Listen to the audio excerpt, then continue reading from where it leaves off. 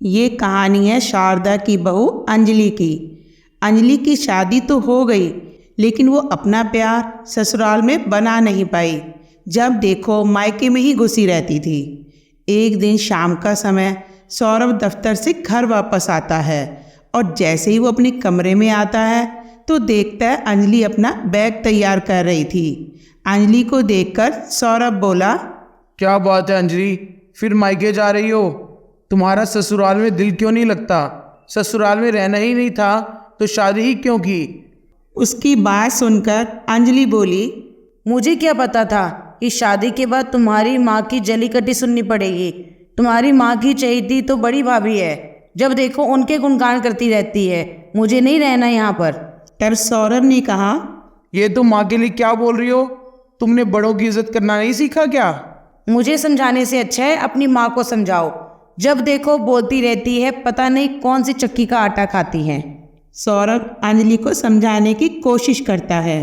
अंजलि, माँ के फटकार में भी ममता छुपी होती है। एक बार उन्हें दिल से तो अपनाओ। सौरभ की बात सुनकर अंजलि बोली, मुझे पता था तुम अपनी माँ से डरते हो, उनके आगे बोल नहीं सकते। मैं चली मायके, तुम रहो अपनी माँ के साथ। इतना कहकर अंजलि सूटकेस उठाकर अपने मायके चली जाती है। जैसे ही वो मायके पहुंचती है, उसकी भाभी बोलती है, तुम फिर आ गई?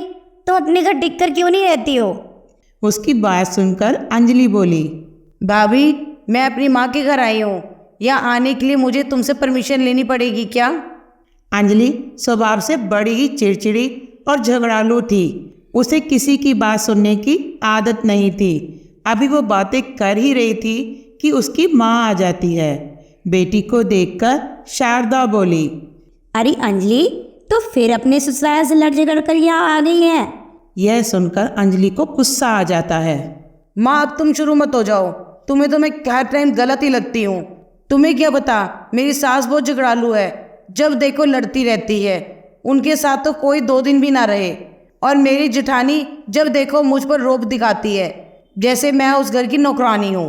उनकी बातें मुझसे बर्दाश्त नहीं होती हैं, इसीलिए यहाँ चली आई हूँ। उसकी बातें सुनकर उसकी माँ अंजलि को समझाती है, अंजलि, जहाँ परिवार होता है वह छोटी मोटी बातें होती रहती हैं। उन बातों से घबराकर यह नहीं कि मायके चले आओ। थोड़ा अपना स्वभाव भी चेंज करके देखो। जब देखो नाक पर गुस्सा ही बैठा रहता है। माँ, हर टाइम यही बातें। माँ, मेरे ससुराल वालों की भी ज़्यादा तरफदारी करने की ज़रूरत नहीं है। मेरे सिर में बहुत दर्द हो रहा है, मैं अपने कमरे में आराम करने जा रही हूँ। उधर शारदा सौरभ को कहती है, बेटा, बहू नाराज होकर गई है। अभी उसमें बहुत बचपना है। जब तू ऑफिस से घर आएगा तो बहू को लेकर आना। ठीक है माँ, लेता आऊँगा। शाम को सौरभ अंजलि के घर जाता है। वहाँ उसकी भाभी सौरभ की खूब खातिरदारी करती है। उसके बाद सौरभ अंजलि को लेकर घर आ जाता है। अंजलि को देखकर उसकी जेठानी बोलती है, आ गई देवरानी जी, क्या बात है, मायके में इस बार दिल नहीं लगा क्या? उसकी बात सुनकर अंजलि बोली, अपने काम से मतलब रखो भाभी। मैं तो आना ही नहीं चाहती थी। ये तो सौरभ ने मेरी मिन्नतें की तब मैं आई हूँ। मेरे मायके वाले तो मेरे ऊपर जान छिड़कते हैं। वो तो मुझे आने ही नहीं दे रहे थे। अंजलि अपने ससुराल वालों के आगे अपनी मायके वालों की तारीफ के पुल बांध रही थी। इसी तरह दिन गुजरते रहते हैं। एक दिन शारदा देवी अपनी बहू अंजलि को कहती है, अंजलि बहू, मैं और सुनीता दोनों किसी काम से बाहर जा रहे हैं। अगर आने में थोड़ी देर हो जाए तो खाना बना कर रखना। यह सुनकर अंजलि बोली, सुनीता भाभी, वो क्यों जा रही हैं आपके साथ? वो घर रह के खाना नहीं बना सकती? अंजलि बहू, तुम कितनी काम चोर हो। अगर एक वक्त का खाना तुम बना लोगी तो थक तो नहीं जाओगी। तुम भी तो इस घर की बहू हो। तुम्हारी इस घर के लिए कोई जिम्मेदारी नहीं है। सास की बात सुनकर अंजलि तुनक कर बोली, मम्मी जी, आपको तो पता है मेरे मायके में नौकर काम करते हैं। मुझे काम करने की आदत नहीं है। घर का काम करना जेठानी जी को ही शोभा देता है, उन्हीं से बोलिए। बहू के अंदर अमीरी का घमंड नजर आ रहा था।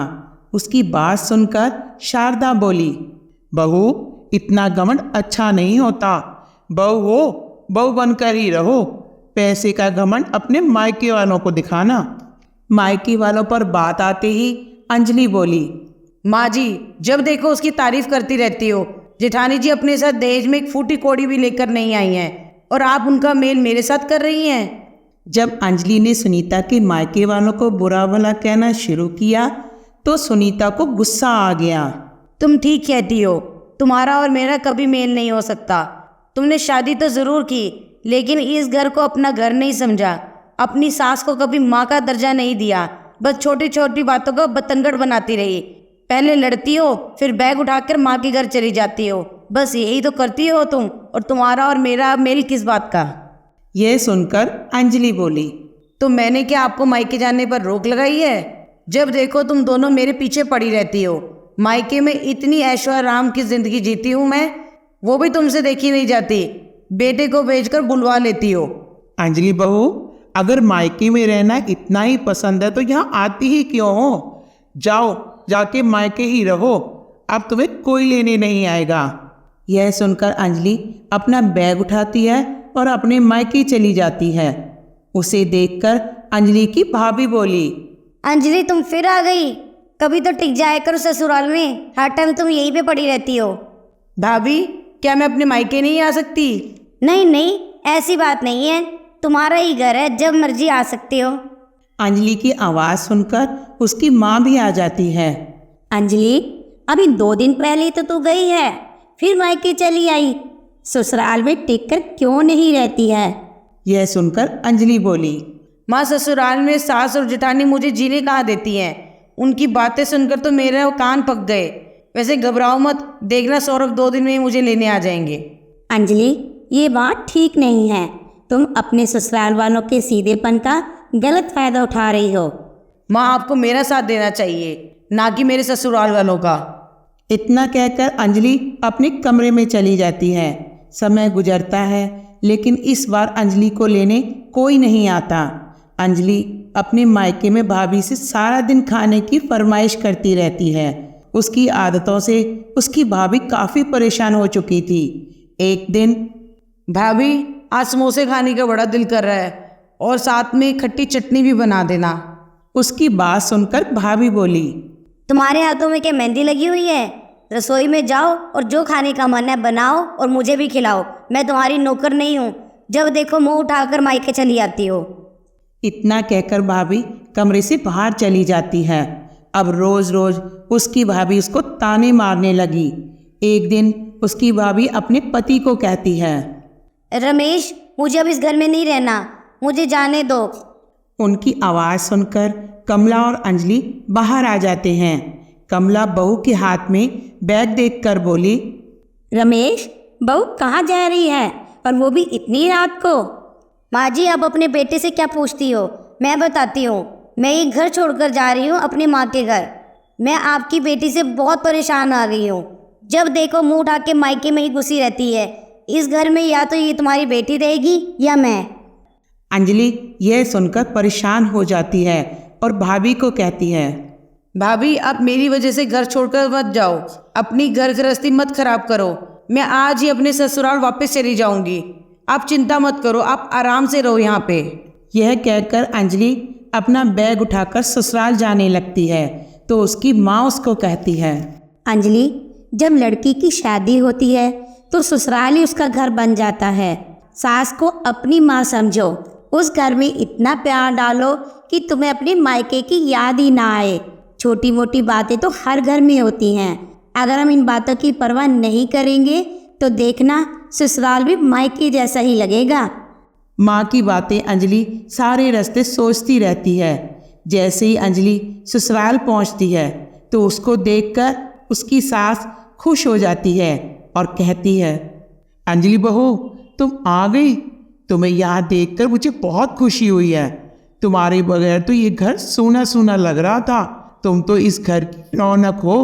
यह सुनकर अंजलि का मन भर जाता है और वह कहती है, माँ जी, मुझे माफ़ कर दो। मैंने आपके और भाभी के साथ बहुत गलत व्यवहार किया। मैं अपनी जिम्मेदारियों से भागती रही। अब मुझे समझ आ गया है कि शादी के बाद लड़की का असली घर उसका ससुराल ही होता है। अब मैं मायके कभी नहीं जाऊंगी, हमेशा यहीं पे रहूंगी और अपनी सारी जिम्मेदारियां पूरी करूंगी। इसके बाद अंजलि बहू की सारी जिम्मेदारी निभाती है और खुशी खुशी सबके साथ मिलजुल कर रहती है। आपको हमारी ये कहानी कैसी लगी हमें कमेंट कर ज़रूर बताइए और जाने से पहले हमारे इस वीडियो को लाइक और शेयर ज़रूर कर दीजिए। मिलते हैं आपसे नई कहानियों के साथ, तब तक के लिए take care, bye, stay safe and stay healthy.